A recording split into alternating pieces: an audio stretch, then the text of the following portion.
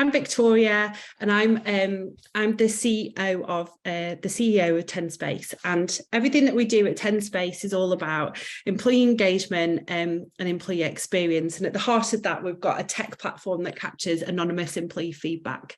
And the work that I do is with organisations to take that feedback and to transform that kind of into engagement and cultural change in their businesses. My background is HR. I've done HR in large corporates and startups and scale-ups and mergers and acquisitions, etc. So that's kind of my background. So I've been in the new role place, and actually I still do some consultancy work. And often, you know, when we onboard a new client, that can be like kind of the first 90 days over and over again.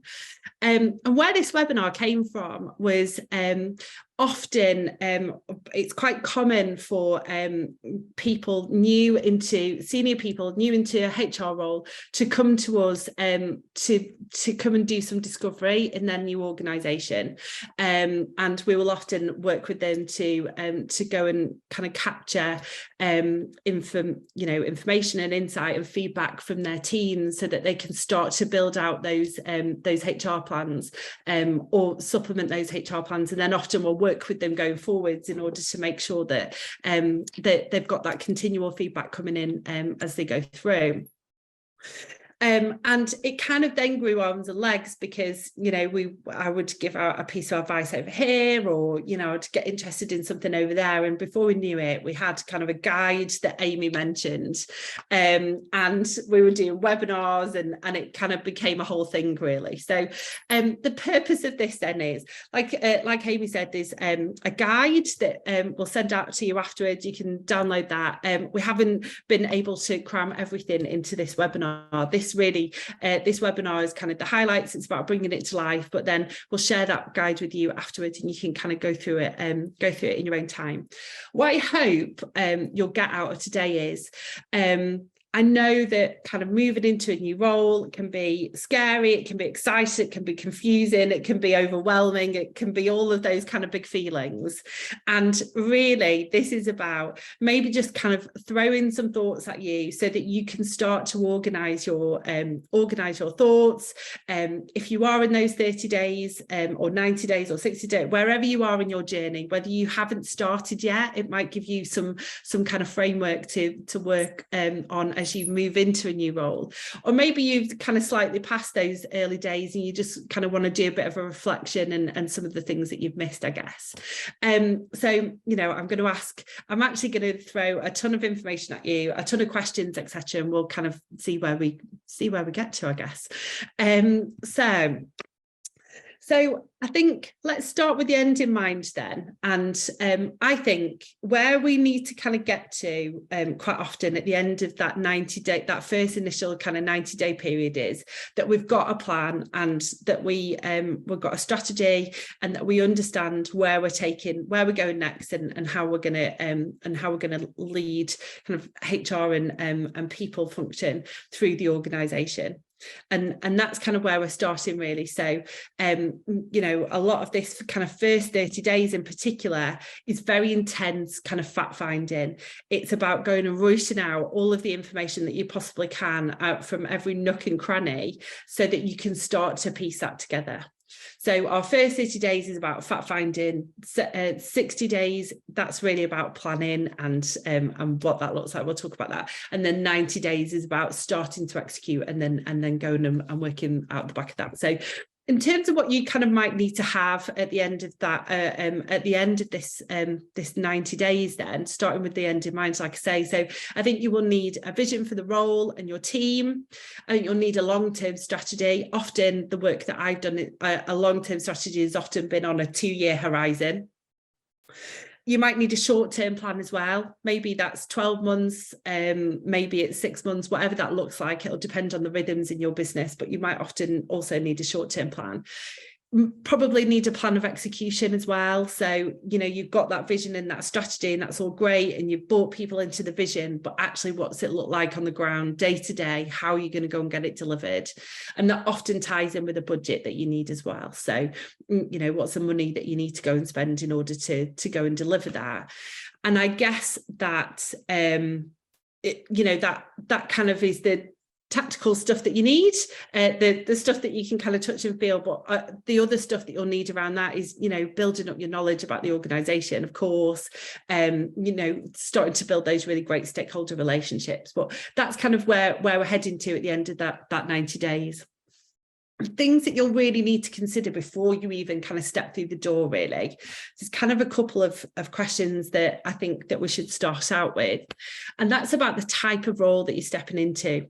So is this a housekeeping role, as I would call it? Is everything awesome and you are there to keep things moving and keep things moving forward? Is it a fixed term contract, for example, where you are taking over from something that's fantastic? Or is it just a fantastic organisation and you just need to keep them moving forward? Is it a housekeeping role? Or is it a transformation role? Something big happening in that organisation or in the industry? Is something just straight up broken in that organisation and it's more of a transformational role? And I think that's really important to know before you step through the door, because that's kind of two really different angles that you're coming at that from, whether you are kind of housekeeping or whether you're transforming. And that can really shape up the questions that you're asking. And on a similar vein, is it a role where you know that you'll be needing to help the organisation grow, or one where you need to help the organisation consolidate and shrink? And again, that can really impact on the tone of which you're going into those conversations and going into an organisation, because that's two totally different tones, two totally different kind of cultural scenarios that you're walking into, and two different types of paths that you need to create. So really thinking about that before you've even kind of stepped through the door, I guess. And then, like I say, actually, those really early days are about gathering as much data and as much information as you can. And what we've got here is just some kind of thoughts about some of the areas that you might go and get some of that data from. I think from your own observations, there's loads of this stuff that you can do before you've even got to the organisation. So here's some of the stuff that I've kind of looked at in the past. So, what's on the website? What can you kind of understand from the website? A lot of what we're trying to do here is understand the ways that organizations operate and really the culture and what kind of makes an organization tick. So all of these pieces, while it's piecing together kind of data and information, really what we're trying to get at is kind of engagement and culture underneath it, because that's what's really kind of important in that people and HR role. So what's on the website? What's clear on the website? What can we find helpful from the website? What do we learn from the recruitment process? Quite often HR leaders are walk into a new role, into an organisation, already knowing that they have work that they would like to do from a recruitment process because they've just experienced it firsthand. What do other people say, about that organisation? Do you know people in your network who have worked there before, or who know people who worked there before? What's the word on the street, for lack of a better phrase, about that organisation, and what kind of pieces can you pull together from that respect? What does social media tell you about the organisation? Two very different sides of this. What is the organisation themselves pushing out on social media, and what are people saying about that organisation on social media? And again, what can that tell us? What's in the press, maybe? Again, what have they pushed out into the press, and what has the press said about them, if it's a well-known organisation? What industry publications have they contributed to? This can often be really great indicator of the key messages that they're pushing out in the organisation, if they're and the kind of thought leadership position that they hold in their own industry. Gender pay gap reporting might be on their website if they're big enough, end of year reports, and accreditations and awards. Often those accreditations and awards are a really good sign of what's important to the organisation, where they've kind of chosen to spend time, money potentially on going after accreditations and awards. So all of those things can, you can probably piece together quite a lot of that before you've even stepped through the door. And then, of course, you're going to need tons of information from other people. So peers, your peers, whatever level you're at, leaders, if you aren't at the top of the organisation, those people who are above you, influencers. These people are when I say influencers, quite often the people that I'm thinking of here is people that can help you get things done, or who are really influential in the organization, but it's maybe not to do with hierarchy. So ones that I've often come across in the past is people like this is just my own example, like the EA for the CEO, for example. Those that hold the key to the diary are massively key influencers usually, and you know, worth gathering information from, starting to build relationships with. Obviously other key stakeholders, other people that you will need to sponsor what you're doing, or that you'll be working with to get things done. And then again, particularly in you know, in the HR role, looking at kind of your populations of talent, particularly thinking about highly skilled, like kind of hard to find talent maybe. So if you've got, there can be a lot of pain points that sit within an organisation around highly skilled talents. And if you're going into a HR role, even if you're going into a specialist HR role, if it's L&D, or if it's you know, benefits or whatever, actually understanding those highly skilled talents, talent can be really beneficial. And then those large influencing populations, you know, if you've got a large population of factory workers, for example, those where those kind of large populations are likely to be influencers, not on an individual basis, but as roles. Their leaders are often influencers, and they can have a large influence in the organisation. So again, going and spending some time with those people, or with those leaders, and gathering that kind of information from those populations can be really, really helpful. Okay, and then keeping on going in terms of data and tech and the information that we might need to be kind of capturing. So there's often a story to be told in KPIs and success measures that are placed around a HR team. So, you know, having a look at what's reported up to the board, for example, or, you know, what are the KPIs and the success measures that are placed against your team can be really enlightening for what that kind of external view looking in on your team looks like, you know, and then starting to kind of dig into that. Well, how's that tracking? You know, are you on track for those, or are you miles off? And what story does that tell us? You know, are they even the right KPIs in the first place? And you know, they might not be the right KPIs, but you might have to live with them for a while, and you might need to kind of get comfortable with them, and you might need to spend some time understanding where the data comes from and what happens with the KPIs, how much importance is placed on them, etc. But you know, I think sometimes in a HR role, particularly in a leadership role, you know, those KPIs and those numbers are the ultimate measure, and really, so, you know, really starting to get under the skin of those can be really valuable. Particularly in kind of a modern HR function. I don't know whether that's the right word. I hate the word. But you know, having a really great grip of technology, and it's likely that you'll need to do some kind of tech and systems review as you go into a new HR role. What have you got? Who's using it? Is it fit for purpose? How much is it costing you, etc. But making sure that you've got kind of really great tech in place can really you know, be a clear advantage. And again, thinking about your budgets for the future. And then thinking about kind of what other data you might have, what other insight you might need to be able to, you might be able to pull together. Thinking about things like demographic data, you know, what's the makeup of your team, and what story does that tell you? If you've got demographic data, you know, what's the salary bill look like, and how's that cut up, and is there a story in there?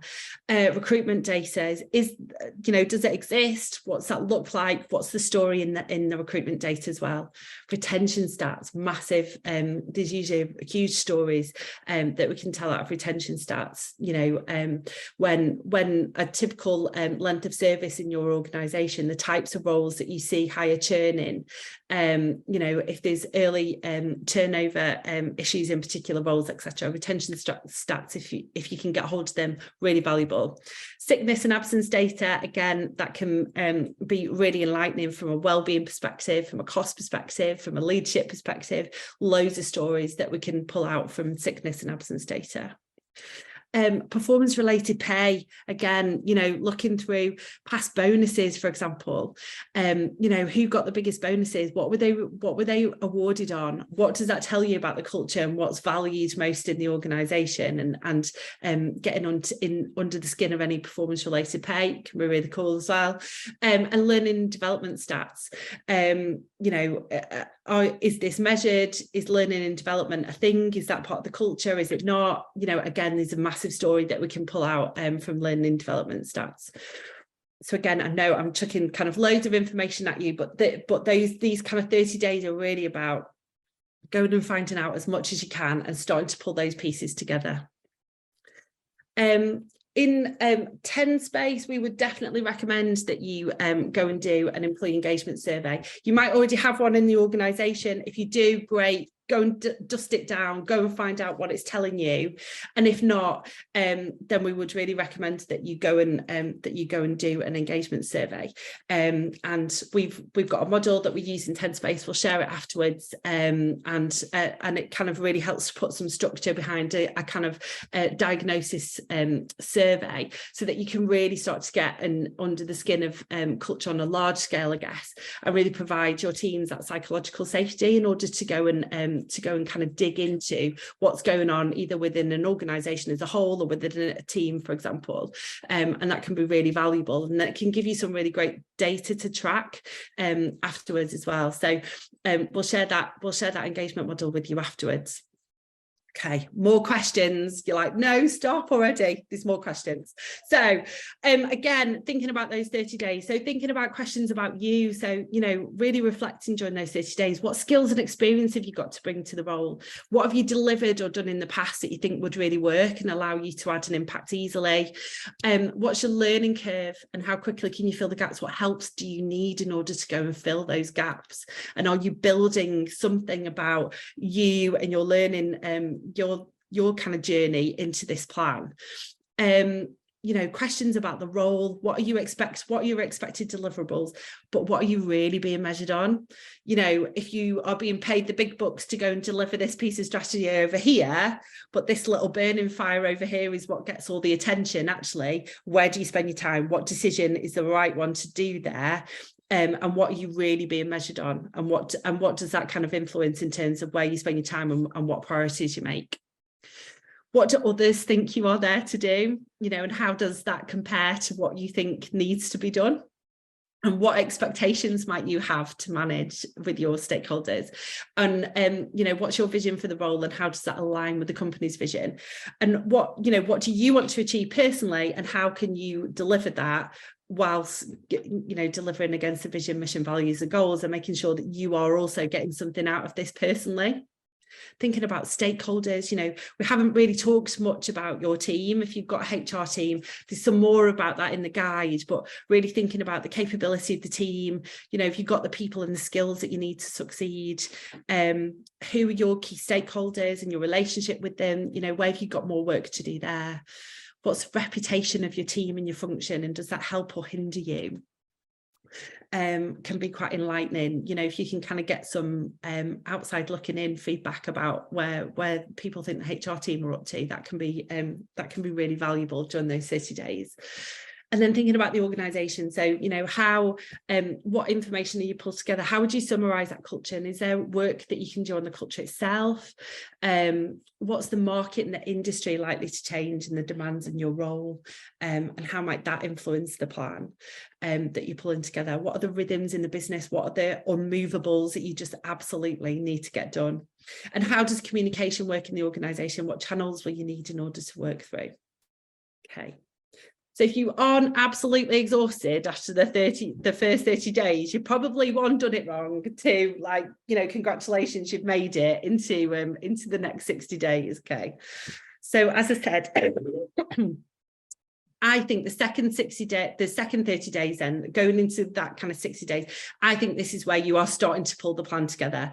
And in the past, personally, I've done this with a load of flip charts and a load of post-it notes and writing stuff on walls and pulling it all together. But, you know, I think this is about pulling everything that you've learned so far into a bit of a plan, creating that 2-year plan. You know, where do you want to get to? Where do you need to get the team to? Where do you need to get the organisation to? What does success look like for you? How are you going to get there? Creating a 12-month plan, you know, what are the things that can't wait? What are the quick wins? What budgets do you need in order to, what are those burning platforms, or what are the quick wins that you can deliver? In the guide, actually, there's a strategy template that if you want to kind of have a look at after the call, that kind of puts some more structure around about building plans over 2-year and 12-month horizon. But I think it's also really important that once you've kind of built that plan, that you make sure that you take a step back afterwards and kind of make sure that that plan's aligned to all of those. If you are in a generalist HR role, that it's covering all of those kind of specialisms in HR, if you like, and all of those things that we know make up a really great people function. Or if you are a specialist function, that you have got those kind of lines into all of those other kind of areas within a really great people function. So things like culture and engagement, you know, process compliance, diversity and inclusion, etc. Making sure that that plan's really aligned. So at the end of that kind of 60-day process, once you've kind of created that plan, it's likely that that you will, it would be unusual if you didn't then need to go and kind of get some sign off and some stakeholder support for this. You're going to need people around you in order to help you deliver it. You're going to need that kind of nod that goes, yes, you are delivering the right things. This is the right things. I will absolutely support you in this plan. And so there'll probably be some kind of sign-off support socialization process that you'll need to go through at the end of that 60 days in order to kind of galvanize that plan. And then you can go and start delivering it, which is kind of what 90 days and the next 30 days looks like, really, and beyond. And so that's about kind of taking that strategy, taking those plans and going and executing on them. And there's kind of 6 kind of quick tips here, I guess, that were put up here. So, you know, making sure that you are asking for feedback as you go through, and that can be again from employees by doing a regular check-in on employee feedback and employee engagement, but also from your peers and checking in with, you know, with your stakeholders and leaders and kind of saying, is this still the right thing? Is this still landing well? And continually reviewing, you know, just because you're really proud of that plan that you created at the 60-day point doesn't mean that something doesn't change, or you didn't get something entirely wrong, and that you need to kind of shift and change. And you should be really open-minded to doing that at that point. Really focusing on the engagement and performance of your own team, because, you know, if you have got a team and you aren't a one-man band delivering this on your own, that engagement and that performance of your team is going to be really important to help you deliver on that strategy. And it's totally natural for them to for engagement to drop when a new leader comes in, for example, but really kind of focusing on building that back up and making sure that you've got that team behind you is really kind of important as you start rolling out plans. Really focusing on stakeholder management. I think that's you know, absolutely key in a senior role. And taking time out to reflect, to go and, you know, to, if you your 60-day plan, you might have created that with your team, or you might have gone and locked yourself in a room again, whatever that looks like, going and doing that again quite early doors to go and kind of reflect on how things are going and how things are landing. And then really importantly, celebrating the wins, even if it's the quick wins or you put out a fire or whatever that looks like, making sure that you're taking the time with your team in order to go and celebrate the wins, and kind of bigging yourself up and starting to do some of that kind of that really great internal PR stuff that really makes a difference. This is a really key point. I think in terms of protecting your own well-being during this time. So we know that in HR and actually a number of other professions, you know, it has been an incredibly tough 2-3 years. And you know, I run a HR podcast called HR Directors Court, and the number of letters that we get in that are at the heart of it is kind of burnout is quite scary. And you know, going into a new role is a really intense time, and it's really important that you are looking after yourself. So if you don't have one, I would suggest that we would recommend that you get yourself an external mentor, somebody who can be in your network and be there for kind of regular check-ins. You can ask questions or bounce ideas off somebody who feels very safe outside of the organisation. Could be really valuable during this time. I sound like my mum now, but using leave and taking time away and making sure that you aren't kind of compromising personal lives and families, etc. As a result in the new job. It's really tempting to do, but making sure that you're taking that time out to invest in yourself, and just remembering that you can't pour from an empty cup. So like I said, sound like my mum or like, but you know, previous HR director, but making sure that you are looking after yourself during this what is really intense time. Okay, so that is kind of all we've got time for in terms of this 60, 90 days. So just some key takeaways then. So thinking about gathering information before you even start, and what can you kind of walk into that organisation with, considering the insight that you might need and how you might need to go and get that.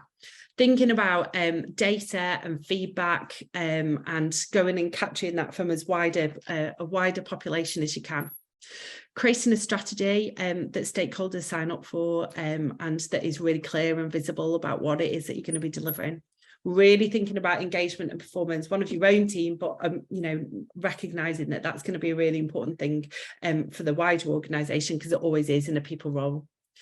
Asking for your own feedback, being really brave about that and going and asking for that feedback, and being prepared to do that kind of continual review and taking that time out to reflect and kind of shifting and changing if you need to.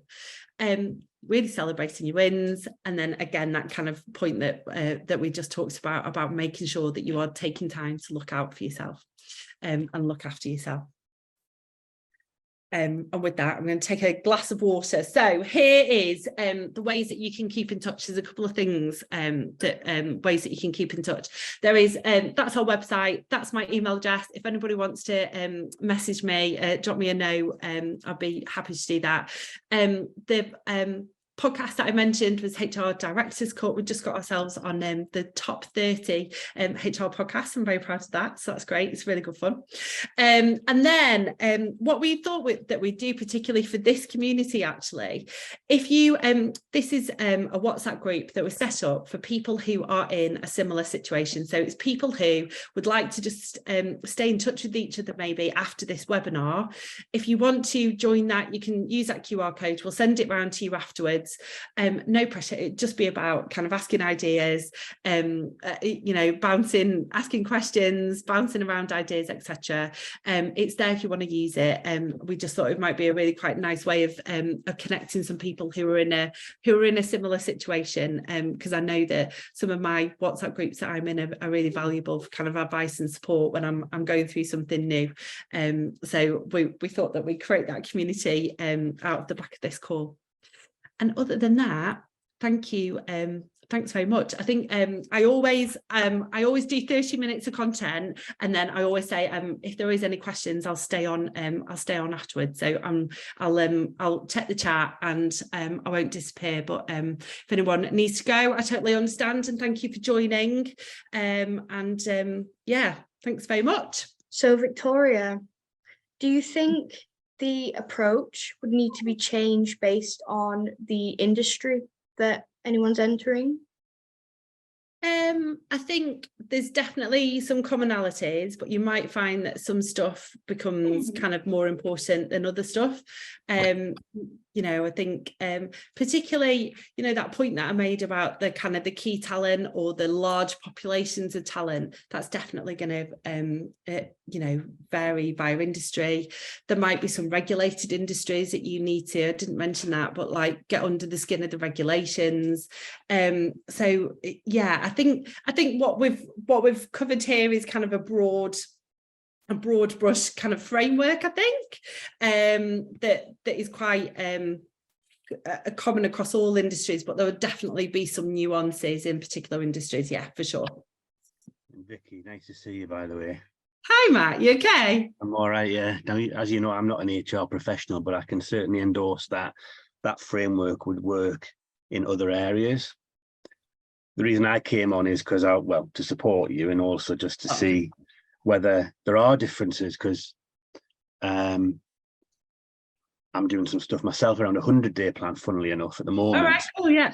And I wanted to see whether it was that different in other industries. And I don't think it is. Everything you talked about there is a framework that would work. You know, my background's tech.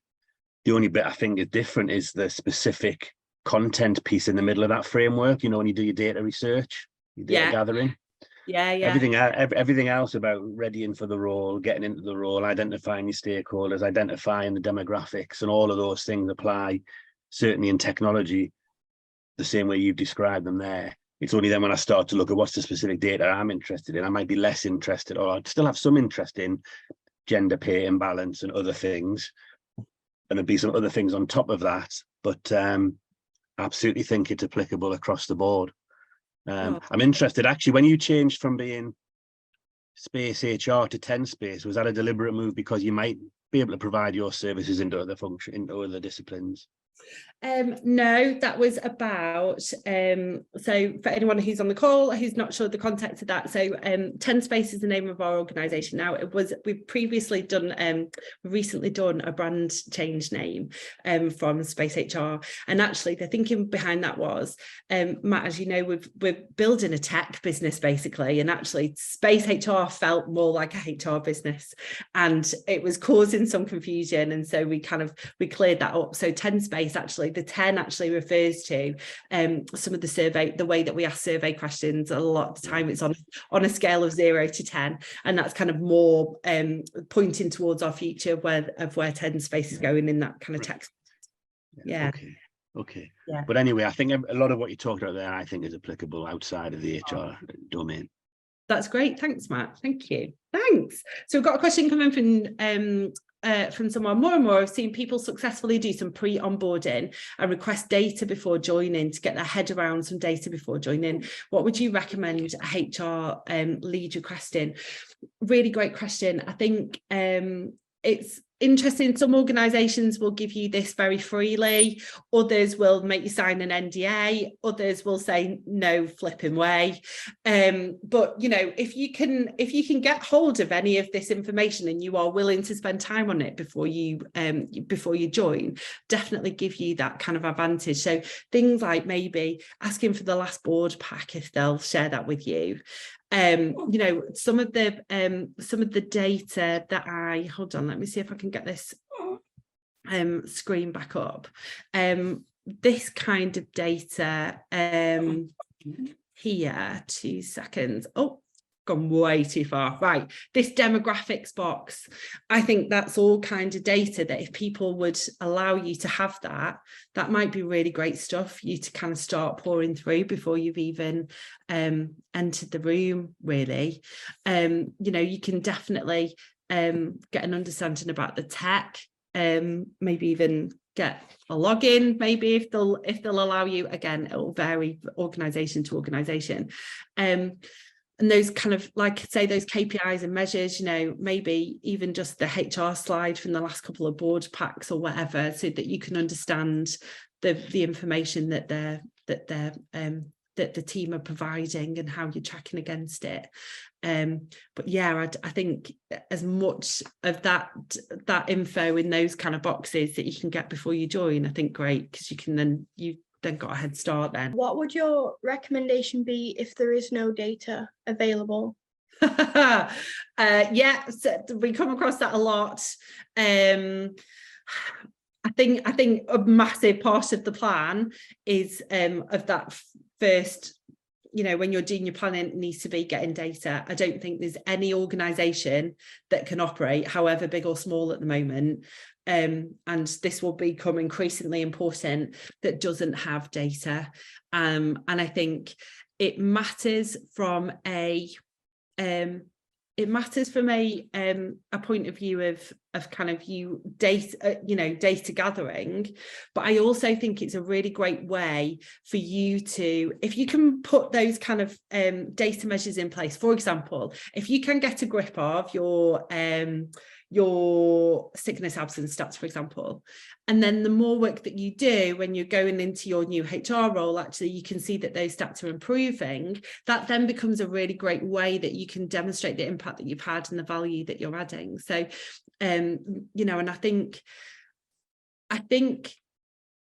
HR in general have been talking a long time about being data led, and I think there's different kind of levels of that in different organizations. But I think if anybody kind of wants to keep talking that through with me about what, you know, data led HR afterwards, then please ask. But I've found increasingly in my career, actually, it is the stats and the numbers that I'm interested in. I run a tech data business now, so I'm consumed by it, so I might be biased, but I think part of that big part of the plan is to go and get that stuff, to go and get the data and go and start that process of gathering it.